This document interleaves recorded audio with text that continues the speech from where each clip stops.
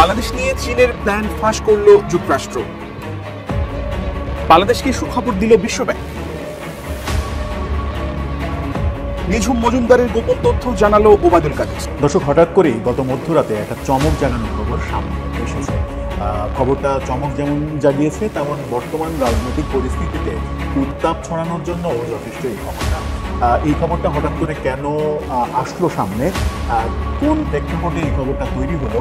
খুবই গুরুত্বপূর্ণ একটি খবর আপনাদেরকে শেয়ার করছি অনেক রাতে। বুঝতেই পারছেন যে জরুরি বলেই এবং গুরুত্বপূর্ণ মনে করছি বলেই আপনাদের সামনে হাজির হয়েছি। খবরের শিরোনাম বলি, আজকের পত্রিকায় কিছুক্ষণ আগে আপ হয়েছে, সেখানে বলা হচ্ছে সেনা প্রধানের সঙ্গে জামাতের নেতাদের বৈঠক। দর্শক, বুঝতেই পারছেন যে এটার কোনো স্বাভাবিক ঘটনা না, অস্বাভাবিক পরিস্থিতিতেই এই ধরনের বৈঠক চলে। দেশের রাজনৈতিক পরিস্থিতি ও সমসাময়িক ঘটনা প্রবাহ নিয়ে সেনা প্রধানের সঙ্গে বৈঠক করেছেন বাংলাদেশের জামায়াত ইসলামী নেতারা। দলের আমির শফিকুর রহমান ও নায়েবে আমির সৈয়দ আব্দুল্লাহ মোহাম্মদ তাহের এই বৈঠকে অংশ নেন বলে দলের একটি সূত্র নিশ্চিত করেছে। সেনাপ্রধান জেনারেল ওয়াকারুজ্জামানের এক বক্তব্যের পরেই সরকারের পায়ের তলা থেকে মাটি সরে যাচ্ছিল, এটি সরকারই তার আচরণের মধ্য দিয়ে আমাদের সামনে স্পষ্ট করেছে।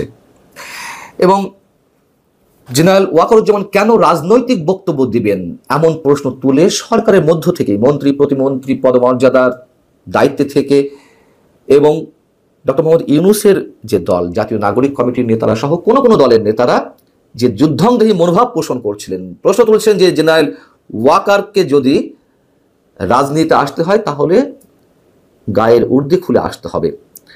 এমন একটা অবস্থায় অনেকের মনে প্রশ্ন যে কি হতে যাচ্ছে, কোনো চমক আসতে যাচ্ছে কিনা। প্রিয় দেশবাসী, স্পেশালি প্রিয় ঢাকাবাসী, আপনারা আবারও রাজপথে নামার জন্য প্রস্তুত থাকুন। যে কোনো সময় জরুরি ভিত্তিতে রাজপথে নামার প্রয়োজন হতে পারে। হ্যাঁ, বাংলাদেশে গণঅভ্যুত্থানের ফলে ডক্টর ইউনূসের নেতৃত্বে যে অন্তর্বর্তীকালীন সরকার, এই সরকারকে উৎখাত করার ষড়যন্ত্র থেমে নেই। আওয়ামী লীগ, ফেসিবাদের দোসর, ভারত এবং ভারতের দালালেরা নানানভাবে দেশকে অস্থিতিশীল করতে এবং পরিস্থিতিকে ঘোলাটে করতে, এই সরকারকে ব্যর্থ করতে নানান ষড়যন্ত্র শুরু করে দিয়েছে। আসসালামু আলাইকুম দর্শক, নতুন একটা নিউজে আপনাকে স্বাগতম। প্রিয় দর্শক, সেনাপ্রধান ও সরকারি কর্মকর্তারা দেশে বড় কিছু ঘটাতে যাচ্ছে। জনগণের উদ্দেশ্যে জরুরি বার্তা, সচিবালয় ঘিরে কঠোর নিরাপত্তা, সোয়াট ও বিজিবি মোতায়েন। জানা গেল চাঞ্চল্যকর তথ্য। এদিকে সেনাপ্রধানের সাথে জামায়াত নেতাদের জরুরি বৈঠক। কি ঘটতে চলেছে, কেন হঠাৎ জামায়াতের সাথে জরুরি বৈঠক করলো সেনাপ্রধান? অপরদিকে বাংলাদেশ নিয়ে চীনের প্ল্যান ফাঁস করলো যুক্তরাষ্ট্র। চীনকে নিয়ে একই বলল যুক্তরাষ্ট্র। ভিডিওটি শুরু থেকে শেষ পর্যন্ত ধৈর্য সহকারে দেখে একটি লাইক দিয়ে সবাইকে শেয়ার করে দিন। আমাদের চ্যানেলে নতুন হলে চ্যানেলটি সাবস্ক্রাইব করে পাশে থাকা বেল আইকনে ক্লিক করে রাখুন। আমাদের ভিডিওটি আপনি বাংলাদেশের কোন জেলায় বসে দেখছেন বা শুনছেন সেটি অবশ্যই কমেন্ট বক্সে কমেন্ট করে জানিয়ে দিতে ভুলবেন না। প্রিয় দেশবাসী, স্পেশালি প্রিয় ঢাকাবাসী, আপনারা আবারও রাজপথে নামার জন্য প্রস্তুত থাকুন। যে কোনো সময় জরুরি ভিত্তিতে রাজপথে নামার প্রয়োজন হতে পারে। হ্যাঁ, বাংলাদেশে গণঅভ্যুত্থানের ফলে ডক্টর ইউনূসের নেতৃত্বে যে অন্তর্বর্তীকালীন সরকার, এই সরকারকে উৎখাত করার ষড়যন্ত্র থেমে নেই। আওয়ামী লীগ, ফেসিবাদের দোসর, ভারত এবং ভারতের দালালেরা নানানভাবে দেশকে অস্থিতিশীল করতে এবং পরিস্থিতিকে ঘোলাটে করতে, এই সরকারকে ব্যর্থ করতে নানান ষড়যন্ত্র শুরু করে দিয়েছে। একটা সমস্যার সমাধান হতে না হতে আরেকটা সমস্যা এরা তৈরি করছে। মানে এদের থিওরি হচ্ছে সেই হাসিনার থিওরি, যে একদিনও ডক্টর ইউনূসকে শান্তিতে থাকতে দিবে না। ডক্টর ইউনূস ক্ষুব্ধ হয়ে পদত্যাগের সিদ্ধান্ত নিয়েছিল, পদত্যাগের সিদ্ধান্ত পুনর্বিবেচনা করেছেন। এর মধ্যেই আন্দোলনের বিরুদ্ধে, বিভিন্ন অযাচিত আন্দোলনের বিরুদ্ধে সরকার কঠোর হওয়ার ঘোষণা যেই মুহূর্তে দিয়েছে, সেই মুহূর্তে খোদ সচিবালয়েই কঠিন আন্দোলন গড়ে তোলা হয়েছে। এই আন্দোলন কারা করছে? কারা সচিবালয় তালা দিচ্ছে? কারা জনগণকে নাগরিক সেবা থেকে বঞ্চিত করছে? এরা কারা? এদের পাস্ট কি? এরা কিভাবে ফেসিবাদের দোষর হয়ে কাজ করেছিল জনগণ সব জানে। দর্শক, অত্যন্ত সুপরিকল্পিতভাবে সচিবালয়, নগর ভবন, এমনকি সবথেকে জরুরি বিদ্যুৎ বিভাগ, সেই পল্লী বিদ্যুতের কর্মকর্তারা, আরো নানান সরকারি দপ্তর একযোগে আন্দোলন শুরু করেছে। আপনারা জানেন দর্শক, সরকারি চাকরি অধ্যাদেশ বাতিলের দাবিতে সচিবালয় উত্তাল। এই কারা উত্তাল করেছে, এর সমাধানকে আমি আসি সেদিকে। এবার সারা দেশে কর্মবিরতির ঘোষণা পল্লী বিদ্যুৎ সমিতির। বুঝতে পারছেন? আবার নগর ভবন বন্ধ, আবার আজকেই এই সচিবালয়ে তালা উত্তাল, পল্লী বিদ্যুৎ সমিতির কর্মবিরতি ঘোষণা, নগর ভবন টানা বন্ধ। এগুলোর মধ্যেই সেনা সদরের একটা ব্রিফিং একটু রিলেট করি দর্শক। সেনা সদরের ওভারঅল ব্রিফিং ঠিক আছে, কিন্তু একটা লাইন আছে যে মব ভায়োলেন্সের বিরুদ্ধে সেনাবাহিনী এবার কঠোর হবে।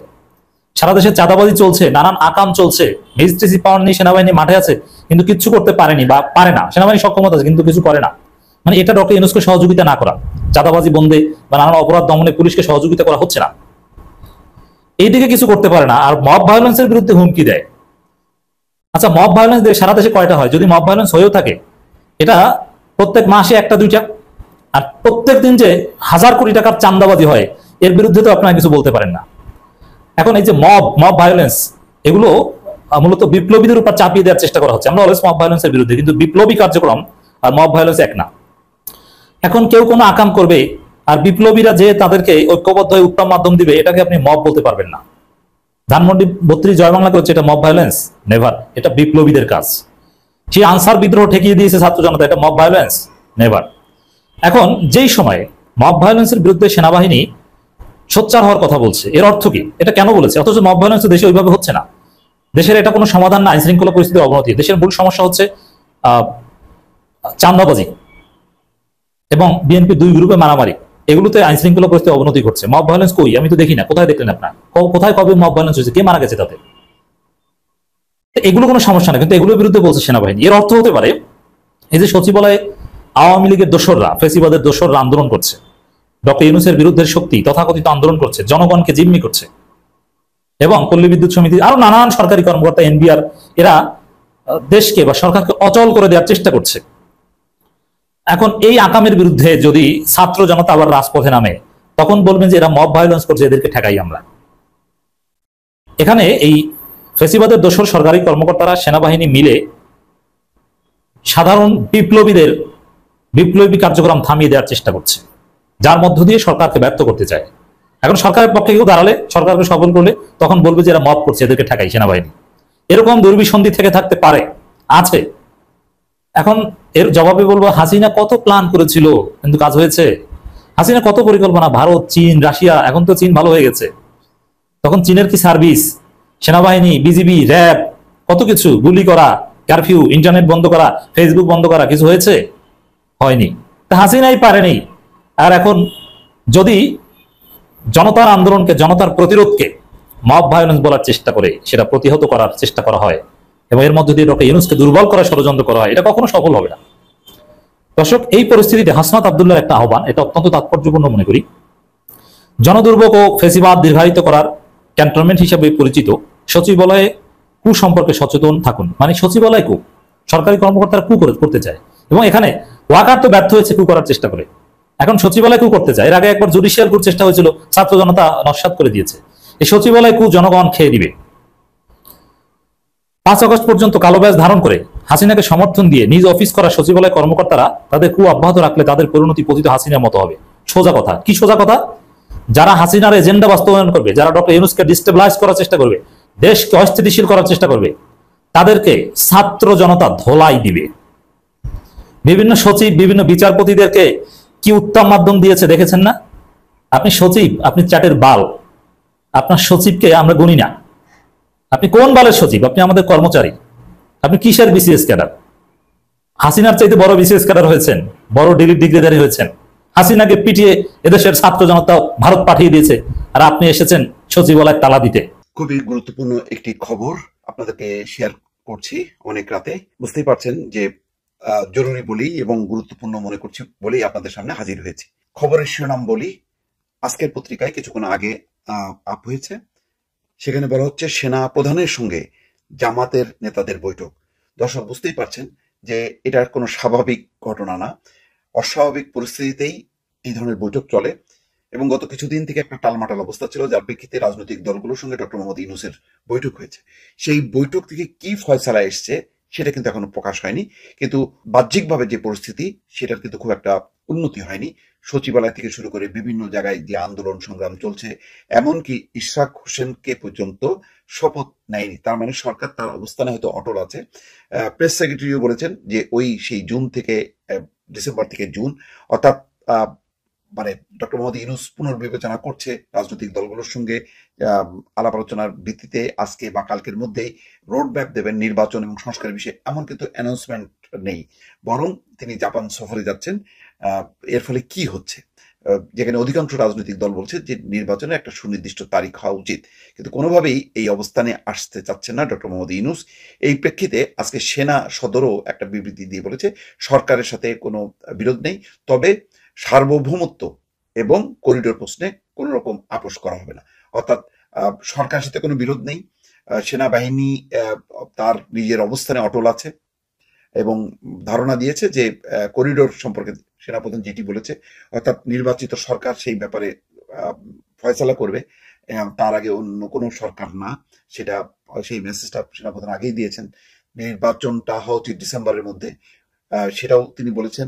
এবং বন্দর, চট্টগ্রাম বন্দর বিদেশিদেরকে দেওয়া যাবে না, বা এই বিষয়ে সিদ্ধান্তটা নেবে হচ্ছে নির্বাচিত সরকার। এইরকম অবস্থা যখন আলোচনা হচ্ছে যে সেনাবাহিনীর সঙ্গে বা সেনা প্রধানের সঙ্গে ডক্টর মোহাম্মদ ইউনূসের কোনো দ্বন্দ্ব সংঘাত হলো কিনা, রাজনৈতিক দলগুলোর সঙ্গে দূরত্ব বাড়লো কিনা। আমির হাসান মাহমুদ চৌধুরী বলেছেন যে গণতন্ত্রের উত্তরণের বিষয়ে যদি সেনাপ্রধান বক্তব্য রাখেন তাহলে সমস্যা কি। এমন অবস্থায় জামাত ইসলাম গত কিছুদিন থেকে মুরব্বী বা অভিভাবকের দায়িত্বের মতন কথা বলছিল। তারা বলছিল যে ফ্যাসিবাদ বিরোধী সমস্ত শক্তিকে ঐক্যবদ্ধ থাকতে হবে, কোনোভাবে ফাটল ধরানো যাবে না। এবং তারাও বলছিল যে নির্বাচনে রোড ম্যাপ এবং সংস্কারের রোড ম্যাপ দিতে হবে। এমন একটা অবস্থায় রাতের বেলায় বৈঠক করেছেন জামাতের নেতারা সেনাপ্রধানের সঙ্গে। শনিবার রাতে দলের আমির ডক্টর শফিকুর রহমান এবং নায়েবে আমির সৈয়দ আবদুল্লাহ মোহাম্মদ তাহের এই বৈঠকে অংশ নেন বলে দলের একটি সূত্র নিশ্চিত করেছে। বৈঠকের বিষয়ে জানতে চাইলে আবদুল্লাহ মোহাম্মদ তাহের জানান, আসলে এটা তো সৌজন্য সাক্ষাৎ ছিল, আর সামগ্রিকভাবে বর্তমান পরিস্থিতির ব্যাপারে কিছুটা কথাবার্তা হয়েছে। এই তো কি কি বিষয়ে আলোচনা হয়েছে জানতে চাইলে তিনি বলেন, সেনাপ্রধান বা সেনাবাহিনীর কারোর সঙ্গে আমাদের ফর্মালি কোনো আলোচনা হয়নি। নির্বাচন বা অন্য রাজনৈতিক বিষয়ে আলোচনা হয়েছে কিনা এমন প্রশ্নের জবাবে তাহের বলছেন, যতটুকু বলেছি তাই, এর বেশি কিছু বলতে পারবো না। তার মানে এটা বোঝাই যায় যে এটা বডি ল্যাঙ্গুয়েজটা হলো এই যে অনেক বিষয়ে আলোচনা হয়েছে, কিন্তু যেহেতু ইনফর্মাল, আনুষ্ঠানিক না, এবং এই ব্যাপারে বক্তব্য দিতে গেলে অনেক রকম রাজনৈতিক জটিলতা, প্রশ্ন আসতে পারে, একটা অস্থিরতা তৈরি হতে পারে সরকারের ভেতরে, সুতরাং এই বিষয়ে তারা আর মুখ খুলছেন না। সম্প্রতি জাতীয় নির্বাচনের রোডম্যাপ প্রশ্নে অস্থির হয়ে ওঠে রাজনৈতিক প্রেক্ষাপট। এরপর প্রধান উপদেষ্টার পদত্যাগের খবরে আরো ঘনীভূত হয় পরিস্থিতি। এমন প্রেক্ষাপটে সর্বদলীয় বৈঠকের দাবি করেছিলেন জামাতের আমির শফিকুর রহমান। শফিকুর রহমানই কিন্তু বারবার বলছিলেন এবং তিনি মানে আহ্বান জানাচ্ছিলেন সরকারের প্রতি যাতে সর্বদলীয় বৈঠক হয়। শেষে সরকার নিজের থেকে না, অর্থাৎ ডক্টর শফিকুর রহমানের আহ্বানের প্রেক্ষিতে বৈঠকটি করে এবং বৈঠকের খোলামেলা আলোচনা হয়েছে, খুব হৃদ্যতাপূর্ণ আলোচনাই হয়েছে, কিন্তু তার থেকে কি দাবি মানলেন না সেই বিষয়টা কিন্তু স্পষ্ট হয়নি। তো এখন রাতের বেলায় নিঃসন্দেহে এমন কোনো পরিস্থিতি উদ্ভব হয়েছে যার কারণে হয়তো পরিস্থিতি সামাল দিতে জামাত নেতারা কথা বলেছেন, অর্থাৎ সব পক্ষের সঙ্গে কথা বলে হয়তো মধ্যস্থতা করার চেষ্টা করছেন, অথবা কোনো রাজনৈতিক কোনো পরিকল্পনা আছে কিনা ভিন্ন কোনো কিছু। অনেকে বলছেন যে সর্বদলীয় সরকার হতে পারে, নির্বাচন দ্রুত হতে পারে, এমন কথাবার্তা হচ্ছে। এখন কোন পক্ষ থেকে কিভাবে হচ্ছে বিষয় কিন্তু এখনো পরিষ্কার হয়নি। সেজন্য অনেকে বলছেন যে আলোচনা হয়েছে কিন্তু অনিশ্চয়তাটা কিন্তু দূর হয়নি। রাতের বেলায় এই বৈঠকের পর নিশ্চয়ই আগামীকাল আরো দর্শক আপনাদেরকে জানাবো, আপডেট জানানোর চেষ্টা করব। বিশ্বজুড়ে প্রভাব বিস্তার এবং কৌশলগত অবস্থান সুদৃঢ় করতে বাংলাদেশ সহ একাধিক দেশে সামরিক অবকাঠামো নির্মাণে আগ্রহী চীন, এমনটাই দাবি করেছে যুক্তরাষ্ট্র। দেশটির প্রতিরক্ষা গোয়েন্দা সংস্থা ডিফেন্স ইন্টেলিজেন্স এজেন্সি ডিআইএ এর সদ্য প্রকাশিত বার্ষিক হুমকি মূল্যায়ন প্রতিবেদনে এ তথ্য উঠে এসেছে। প্রতিবেদনে বলা হয়েছে, চীনের পিপলস লিবারেশন আর্মি পিএলএ বাংলাদেশে সামরিক অবকাঠামো গড়ার পরিকল্পনা করছে। শুধু বাংলাদেশ নয়, এই তালিকায় রয়েছে Myanmar, Thailand, Indonesia, Pakistan, Sri Lanka, Cuba, Kenya, Guinea, Seychelles, Tanzania, Angola, Nigeria, Namibia, Mozambique, Gabon, Papua New Guinea, Solomon দ্বীপপুঞ্জ ও তাজিকিস্তান।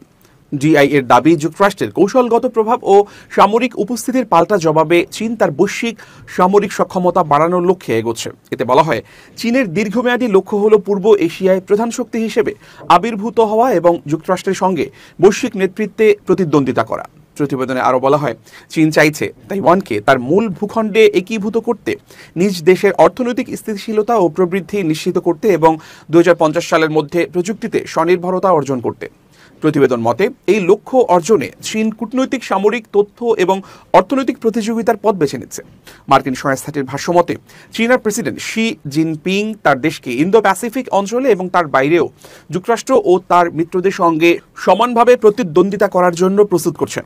এছাড়া চীন যুক্তরাষ্ট্রের সামরিক জোট ও মিত্রদের মধ্যে আস্থা ও জনপ্রিয়তা দুর্বল করার দিকেও নজর দিচ্ছে। বেইজিং সতর্কভাবে ওয়াশিংটনের কৌশলগত নীতিগুলোর পরিবর্তন পর্যবেক্ষণ করছে এবং এমন পদক্ষেপের প্রস্তুতি নিচ্ছে যা তাদের স্বার্থের বিরুদ্ধে গেলে তা প্রতিহত করতে সক্ষম হবে।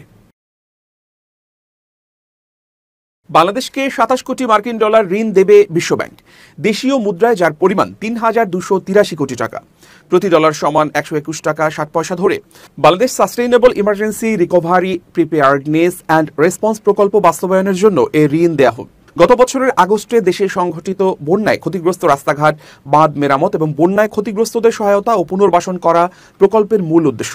রাজধানীর আগারগাঁওয়ে অর্থনৈতিক সম্পর্ক বিভাগের বাংলাদেশ সরকার ও বিশ্বব্যাংকের মধ্যে এ ঋণ চুক্তি সই হয়। চুক্তিতে বাংলাদেশ সরকারের পক্ষে স্বাক্ষর করেন অর্থনৈতিক সম্পর্ক বিভাগের সচিব শাহরিয়ার কাদের সিদ্দিকী এবং বিশ্বব্যাংকের পক্ষে ঢাকা কার্যালয়ের acting country director Gail Martin. এ তথ্য এক বিজ্ঞপ্তিতে জানানো হয়। বিজ্ঞপ্তিতে আরও বলা হয়, প্রকল্পটিতে মন্ত্রণালয় বিভাগ ভিত্তিক 5টি কম্পোনেন্ট রয়েছে। প্রকল্পটি পানি সম্পদ মন্ত্রণালয়ের আওতাধীন বাংলাদেশ পানি উন্নয়ন বোর্ড, কৃষি মন্ত্রণালয়ের আওতাধীন কৃষি সম্প্রসারণ অধিদপ্তর এবং বাংলাদেশ কৃষি উন্নয়ন কর্পোরেশন, দুর্যোগ ব্যবস্থাপনা ও ত্রাণ মন্ত্রণালয়ের আওতাধীন দুর্যোগ ব্যবস্থাপনা অধিদপ্তর, স্থানীয় সরকার বিভাগের আওতাধীন স্থানীয় সরকার প্রকৌশল অধিদপ্তর এবং আর্থিক প্রতিষ্ঠান বিভাগের আওতাধীন সোশ্যাল ডেভেলপমেন্ট ফাউন্ডেশন এসডিএফ 2025 সালের জুলাই থেকে ডিসেম্বর 2030 মেয়াদে বাস্তবায়ন করবে। প্রকল্পের মূল উদ্দেশ্য হল গত বছরের আগস্টে দেশে সংঘটিত বন্যায় ক্ষতিগ্রস্ত রাস্তাঘাট, বাঁধ মেরামত এবং বন্যায় ক্ষতিগ্রস্তদের সহায়তা ও পুনর্বাসন করা। বিশ্বব্যাংকের আন্তর্জাতিক উন্নয়ন সংস্থা আইডিএ থেকে এ ঋণ গ্রহণ করা হবে এবং গৃহীত ঋণ 5 বছরের গ্রেস পিরিয়ড সহ 30 বছরে পরিশোধ করতে হবে।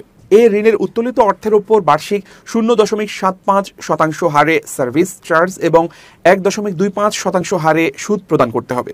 অনুত্তোলিত অর্থের উপর বার্ষিক সর্বোচ্চ 0.50% হারে কমিটমেন্ট ফি প্রদেয় হবে। তবে বিশ্বব্যাংক চলতি অর্থ বছর সহ দীর্ঘদিন ধরে কমিটমেন্ট ফি অব্যাহতি দিয়ে আসছে। বিশ্বব্যাংক বাংলাদেশের বৃহত্তম বহুপক্ষীয় উন্নয়ন অংশীদার। স্বাধীনতার পর থেকে বিশ্বব্যাংক বাংলাদেশের জন্য 43.5 বিলিয়ন ডলারের বেশি অর্থায়নের প্রতিশ্রুতি দিয়েছে, যা বাংলাদেশ এবং বিশ্বব্যাংকের মধ্যে পারস্পরিক সহযোগিতা গভীর করেছে।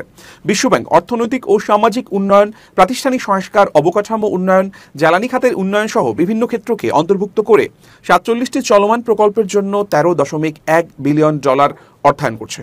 এদিকে সচিবালয় ঘিরে কঠোর নিরাপত্তা, সোয়াট ও বিজিবি মোতায়েন।